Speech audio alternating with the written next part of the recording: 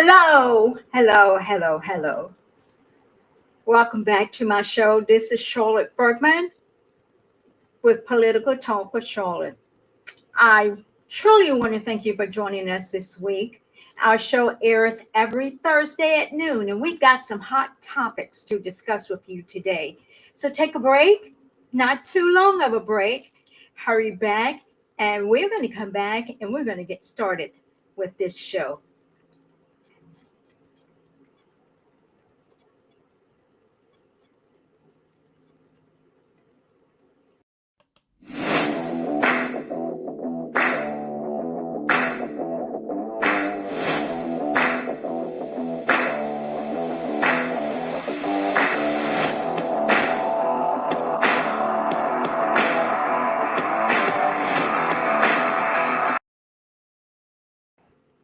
Well, Merry Christmas, everybody. Thank you for joining me. And I just hope that you have invited your friends to join me because we've got some things to discuss that aren't typically discussed in the mainstream media as thoroughly as I plan to cover these things. They tend to mention these stories, but they really don't get down to the nitty gritty of what you, the American people, need to know. And we've got some hot stories today. We've got the story about Nancy Mace, who was attacked by transgender because she decided to stand up for her rights and eventually the rights of American people. We have Nancy Pelosi. Yes, that is this one and only Nancy Pelosi, who served as the Speaker of the House, who actually tore up the sheets from President Trump's speech a few years ago. And what was that, back in 2019? If you want to reach me, send me an email at charlotte@charlottebergman.com. That's Bergman with two N's. Catch me on Facebook at Elect Bergman. That is my fan page. And my regular page, my friends page, is charlotte.bergman.9. Then you can catch this show on Bitchute at Political Talk with Charlotte, on Twitter at Elect Bergman, and on YouTube at Bergman for Congress. Then last but not least, catch us on Twitch at twitch.com at Charlotte Bergman, one word. If you're new to my channel, please leave a comment, please leave a like, or subscribe to my channel. Help us grow, because I think the message that we've got to share is so valuable to so many people. The great thing about what happened, what you did on November the 5th, was you sent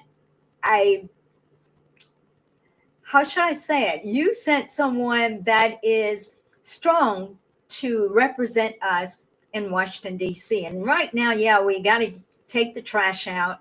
They're going to be loading up the trash. The U-Hauls will be parked in front of the White House by January the 20th. But you've done your job. And one particular instance I'm going to share with you guys, which really blew me away. A friend of mine, who is a Black New Republican, called me, and he is a barber. His name is Chavez. He said, Miss Charlotte, you would not believe what happened. He said, I have been ridiculed all of this time. And then last Saturday in the shop, all of these men were talking. And all of them professed to be Republicans. And he challenged one. And the guy said, oh, I was a Republican the whole time. You just didn't know it. Guys, we're getting this message out, and people are waking up because of you. People are looking at the lies that they've been fed year after year after year, and they've been told, hey, you gotta vote blue, no matter who. Well, people are waking up, and this excites me. This excites me because I'm looking forward to us having a great country. I'm looking forward to 2025. 2025, yes, I said it, 2025, January the 20th. you're going to start seeing some changes on January the 21st, because right now they are working, and I have been invited to participate in one of the efforts that they are undertaking. And I have sent out an email to my team, and I want you guys to read that and get with me and tell me, what do you think? I truly love you and I appreciate you. So please comment and share my videos worldwide. Help us get that message out of truth, liberty. And also my book, The Last Trumpet. Christmas is coming up. If you're looking for stocking stuffers,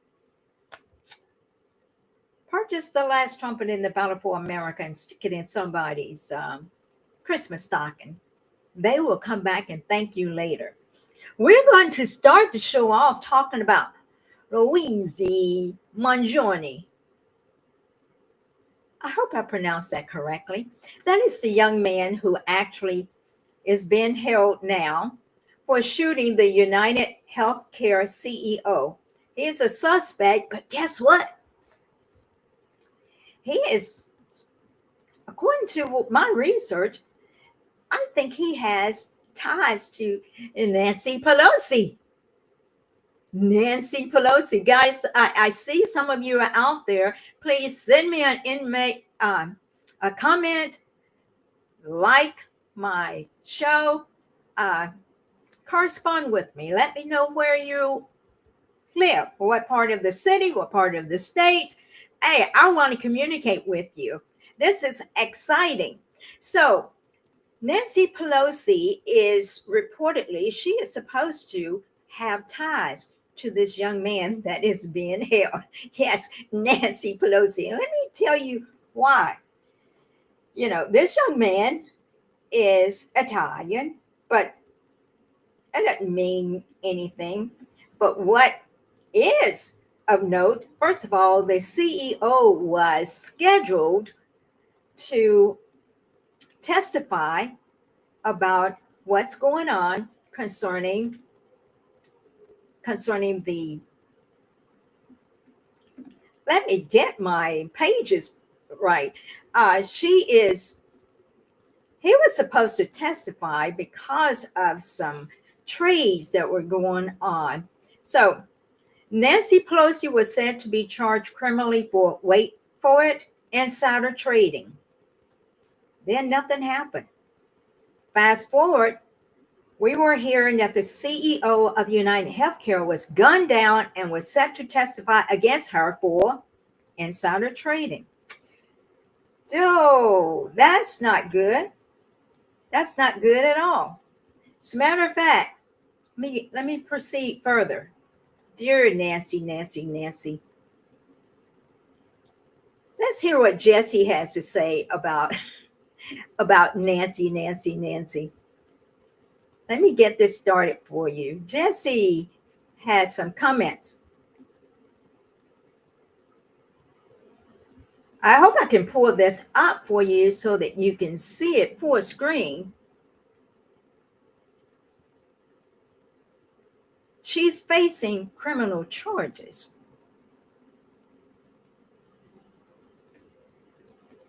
This is to notify you formally, pursuant to Rule 8 of the Rules of the House of Representatives, that I, the Honorable Nancy Pelosi, Speaker Emerita and U.S. Representative for the 11th Congressional District of California, have been served with third-party subpoenas from the prosecution and the defendant to produce documents in a criminal case in United States District Court for the Northern District of California. Okay. So Nancy Pelosi is being subpoenaed in a criminal case. What criminal case? That person who isn't Nancy Pelosi wouldn't say. Could it be related to the hammer attack on her husband, Paulie P? Because that trial starts next week. Does it have something to do with her husband's DUI? Or is there something behind door number 3? Maybe a little insider trading. The son's shady business dealings. We don't know. We asked Pelosi's office to explain. They said no comment. But subpoenas aren't nothing, especially in a criminal case. It suggests there's something Nancy does not want to hand over voluntarily. All right, guys. let's review this just a little bit. Let's talk about this. Let's talk about what's going on with Nancy Pelosi. Dear Nancy, let me give you a little bit more information. Without everybody focusing on Louise, perhaps we should be asking if Nancy Pelosi is exercising her Clinton mob boss muscle. Everybody wink, wink knows about Clinton and how she is considered a mob boss, allegedly. There are many suspicious connections between the United Healthcare, the Pelosi suspected insider trading, and policies that Nancy Pelosi spearheaded. As the Speaker of the House at the time, Nancy played a key role in the passage and implementation of the American Recovery and Reinvestment Act. I think we call that Obamacare. She was one of the primary legislative leaders advocating for the bill. She said, we got to pass the bill so we can find out what's in the bill. Nancy pushed for significant funding in healthcare and clean energy initiative, which was part of the broader goals of the AARA.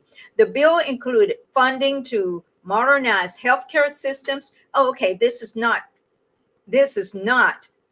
Obamacare. This is the American Recovery and Reinvestment Act.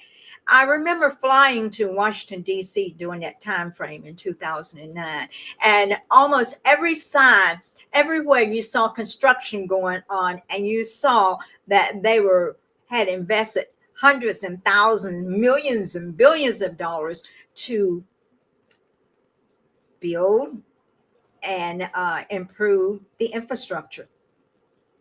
The bill included funding to modernize healthcare systems and promote green technologies. Now, Brian Thompson became the CEO of United Healthcare in 2021.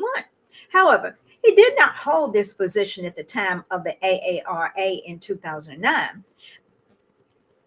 Under various CEOs, United Healthcare has been accused of delaying or denying coverage for treatment, medications that patients and their doctors deem necessary, contributing to delays in care.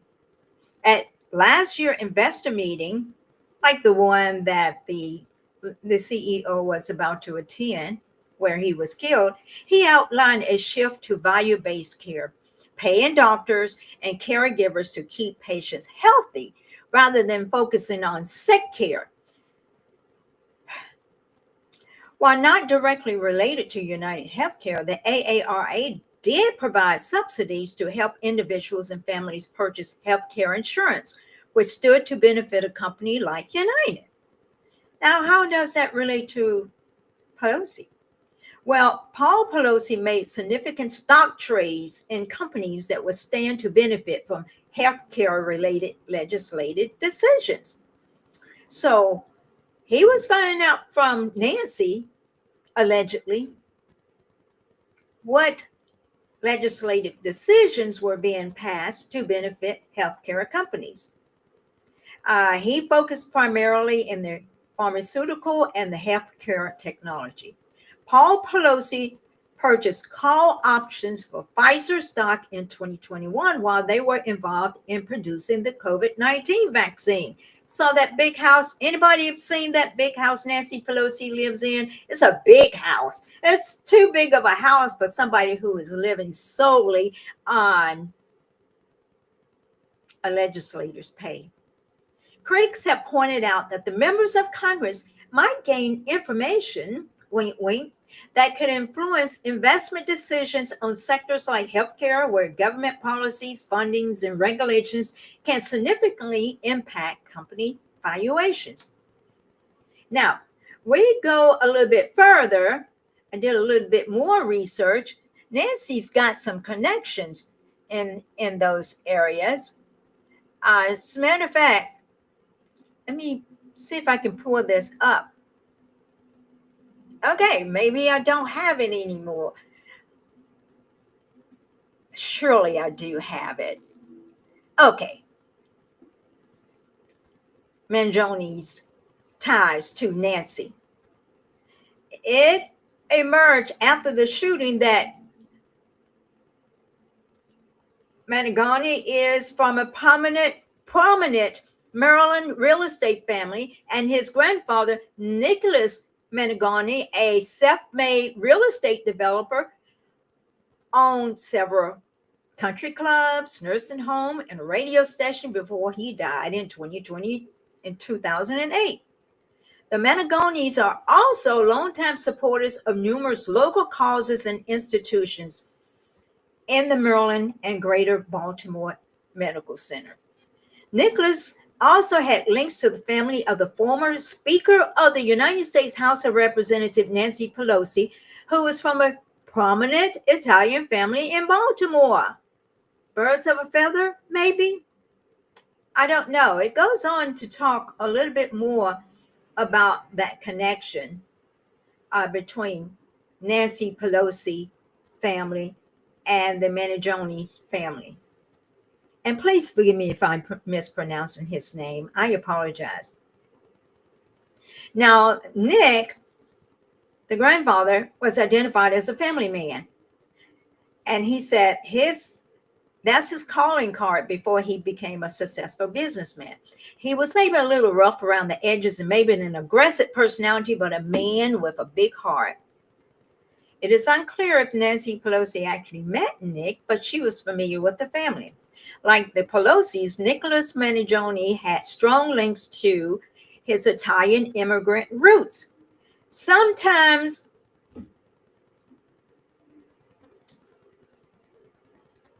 he used those roots to make those networking connections to fuel his business ventures.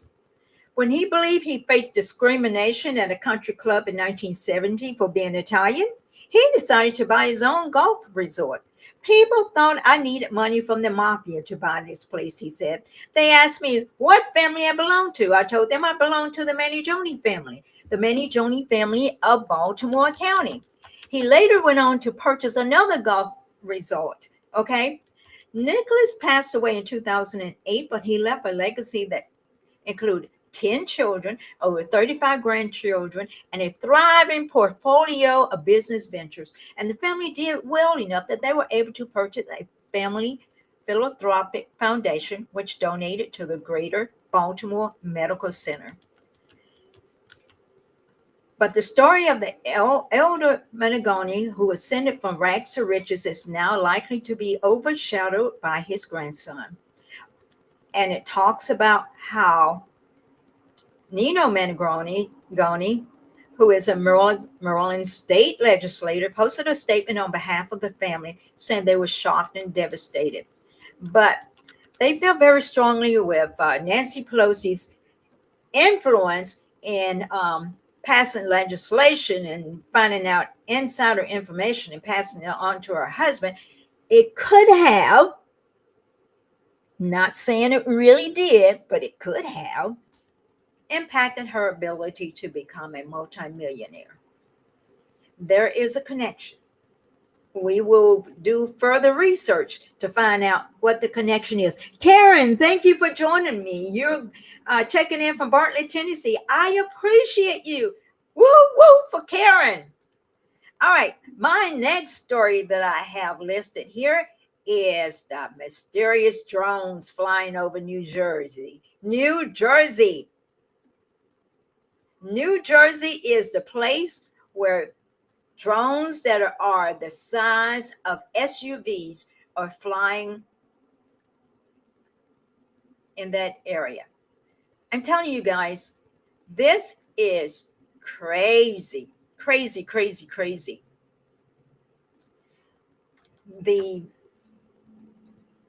I'm sure you've heard about it, but the governor of New Jersey is not getting any help from the DOJ. Governor Phil Murphy assured the public on Tuesday that the mysterious drones reported across New Jersey, including along the Jersey shore, pose no immediate threat to public safety. It doesn't pose any threat to public safety. They don't even know who is manning the drones. As a matter of fact, there are discussions that Iran's mothership is off the east coast of the United States. Okay? And how many of you currently trust right now your legislators? I don't know. But those drones are so big, just imagine. What if they are carrying, what if they're carrying like bombs, or certainly they are recording and they're getting information, and the FBI and the DOJ is not concerned? Representative Marjorie Taylor Greene said it's a slap in the face that the Pentagon continues to tell the American people they don't know who is flying the drones over New Jersey. Of course not. They don't know. Marjorie Taylor Greene said, I think the Pentagon absolutely knows, and they're full of crap. Can you imagine her saying that? I can hear Marjorie saying that. That's one of her key words. And if they actually don't know, those officials should resign in disgrace. And Marjorie, I'm going to tell you right now, after January the 20th, many of them will be gone. Many of them will be gone. So let's don't worry our sweet little heads about them. But here's my concern. Suppose something serious happens before President Trump takes over and is sworn in. Suppose people in New Jersey, suppose one falls out of the sky. People are going to be injured. Now, the DOJ is stating that they don't want to shoot any of the drones down because of that particular purpose. And according to what I understand, when a helicopter or some type of plane flies near the drones, they disappear. This does not sound like it's normal. But then I did see where somebody referenced that maybe the drones may be Amazon delivering packages. Oh my gosh. Come on, guys. Let's get serious. This is not what we need in the United States. This says that our leadership is asleep at the wheels and they are not doing their jobs. And we, the American people, are vulnerable. So let's get this straight, okay? The FBI can figure out if a grandmother took a selfie in the Capitol on J6. But they can't figure out who was flying drones over New Jersey last week. Come on, guys. The American people are waking up. And Patrick Beck Davis says, who the hell is in charge of, of protecting Americans? 50 plus drone sightings since November the 18th near the Naval Weapons Station, 2 military bases, and Trump's Bedminster golf course. These drones are flying over these areas and nothing is being done. Let's hear what Harrison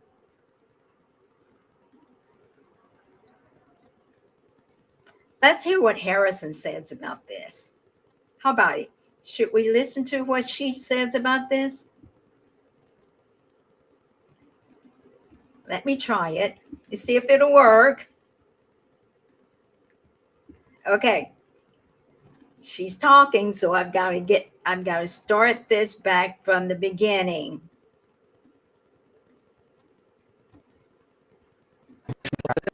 Bear with me for a second. Oh. Let's hear the frustration about the drones. Now, Republican Congressman Jeff Van Drew of New Jersey, member of the House Judiciary Committee on the Hill right now. How do you address this at this point? Well, here's the real deal, Harris. You know, I'm also on the Transportation Committee, on the Aviation Subcommittee, and I've gotten to know people.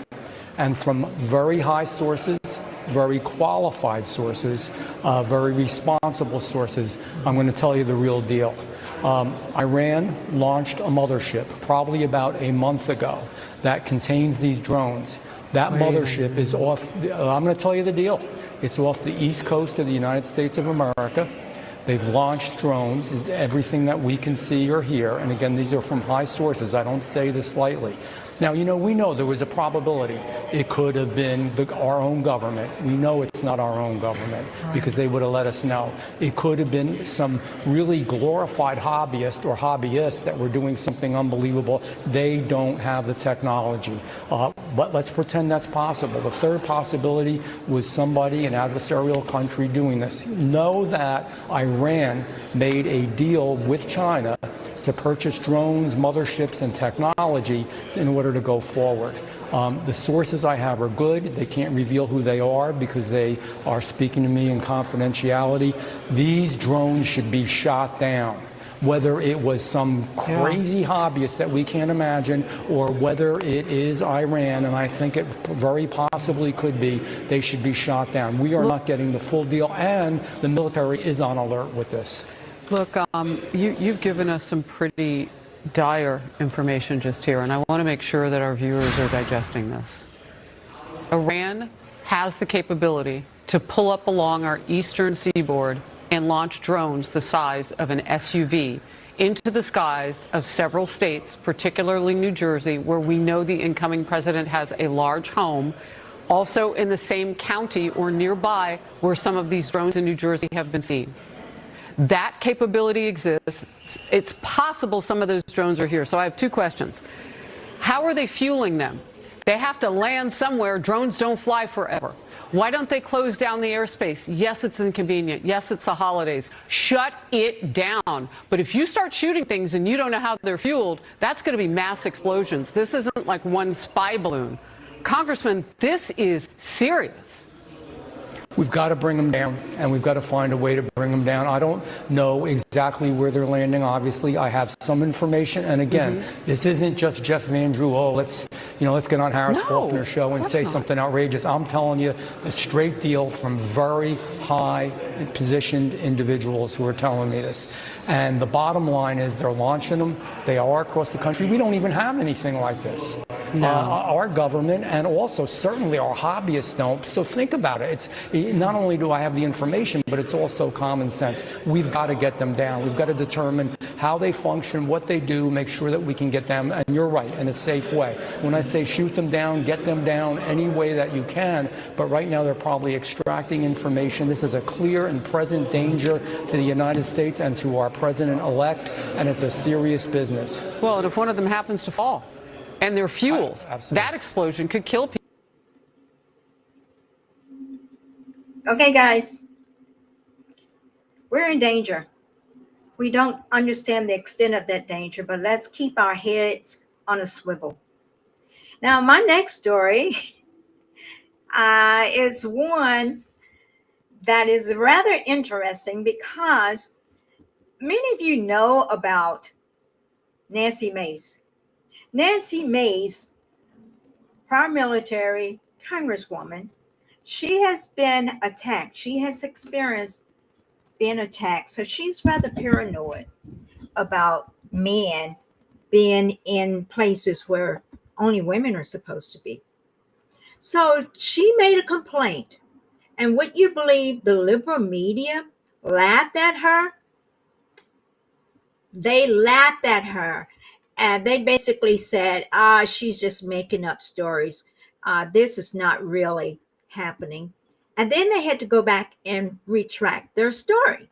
The reason they had to go back and retract their story is because it was true. How horrible it is that the liberal media would rather believe someone who is not truthful, but reject the complaint of a congresswoman. So let me give you a little bit more information about this story. There was a man accused of assaulting Representative Nancy Mace. She is a Republican from South Carolina. She was on Capitol Hill. This man came on Capitol Hill and accosted her, attacked her. He was arrested Tuesday night by the U.S. Capitol Police. The man was identified as James McIntyre, 33, of Illinois. So he went all the way to Washington, D.C. to attack her. He is charged with assaulting a government official. Nancy Mace has experienced a lot of criticism for introducing the bill to ban transgender women from using the women's restroom at the U.S. Capitol. And as a result, she's had a lot of attacks, not necessarily physical, but transgenders went and occupied the restroom, and they had a big dance party in there. When this guy came and physically accosted her, he was advocating for trans rights on Capitol Hill. She was attacked in the Rayburn building. Guys, let me tell you what she said. Let me see if I can find it. Bear with me for a second.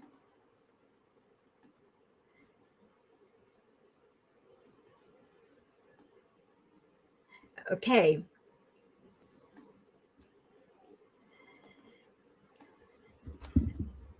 They would rather believe a trans who probably has no wounds on them, but Nancy Mace does. She has injuries.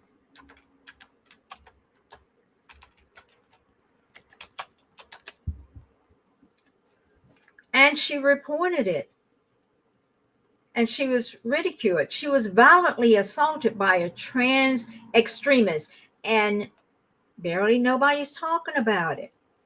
So right now, her arm is in a brace. See if I can pull this up for you to see. Can you see that? Her arm is in a brace. And it states here, she's walking in the Capitol halls with her arm in a brace. They did not want to believe that she was accosted. But here's what she said. She said, try this again, Charlotte. I was physically accosted at the Capitol tonight. This was December the 10th by a pro-trans man. One new brace for my wrist and some ice for my arm, and it'll heal just fine. The Capitol Police arrested the guy. Your trans violence and threats on my life will only make me double down. FAFO. Find out.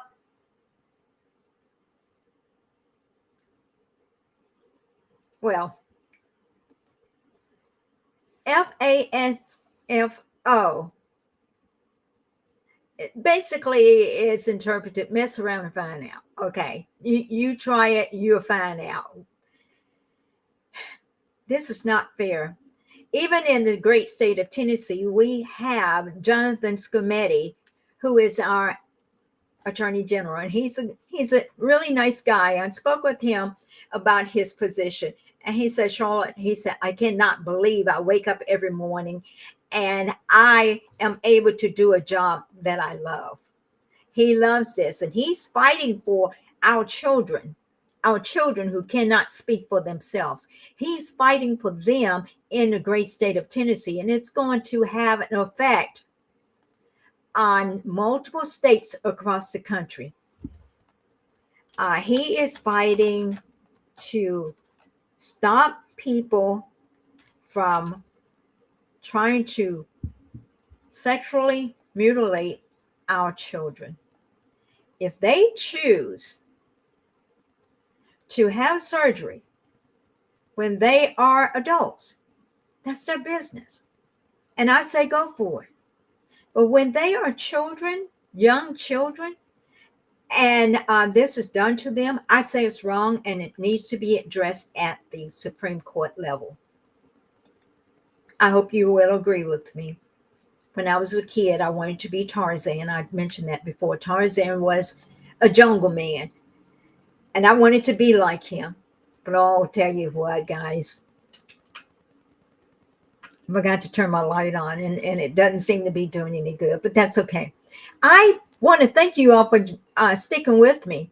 Let's pray that our young children are not further sexually mutilated, that these surgeries will not have an impact on them long lasting, that they will be stopped and given the opportunity to make that decision as they become adults.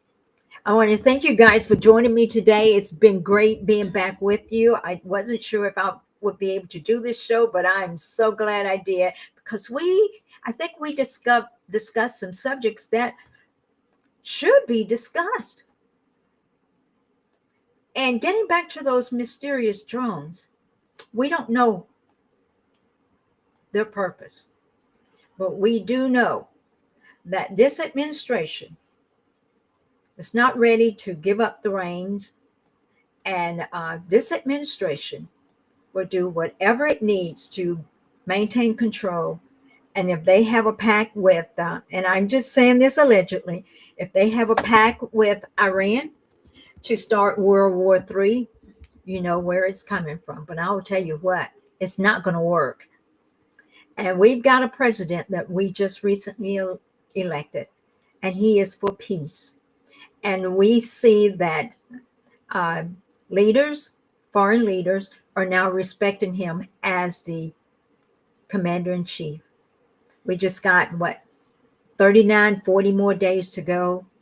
Joe Biden can do an awful lot in that time frame, but I want to encourage you that much of what he is doing can be undone, but he is certainly trying to give away our money to any foreign country that he possibly can, to bankrupt us, to make things difficult for President Trump as he comes back and try to make things great for Americans. This guy is pure evil. Oh my God, look at here. No weapon formed against us will prosper. I agree with you. 100%. Thank you. I'm glad you're back. I have missed talking to you, and I see you have a new handle, so we've got to discuss that later. You guys are so terrific. I just love you so much, and I respect you, and I know that what I'm discussing you probably already know. But that's okay. You're spending time with me because you're getting this information and you can share it with people. Merry Christmas. Merry Christmas, everybody. I hope you're getting prepared for Christmas. I am too, after this surgery is completed with my grandson. I hope to see many of you on Sunday too, for the Republican Party of Shelby County's Christmas party, and to hope you will bring your spouse. I think this will be a great time for us to get together and get to know each other. Many of you don't understand the bylaws and policies that are governing, that are leading the efforts of the Republican Party. Come out, talk to some people, get to know them for yourself. Thank you. I love you. I'm signing off now.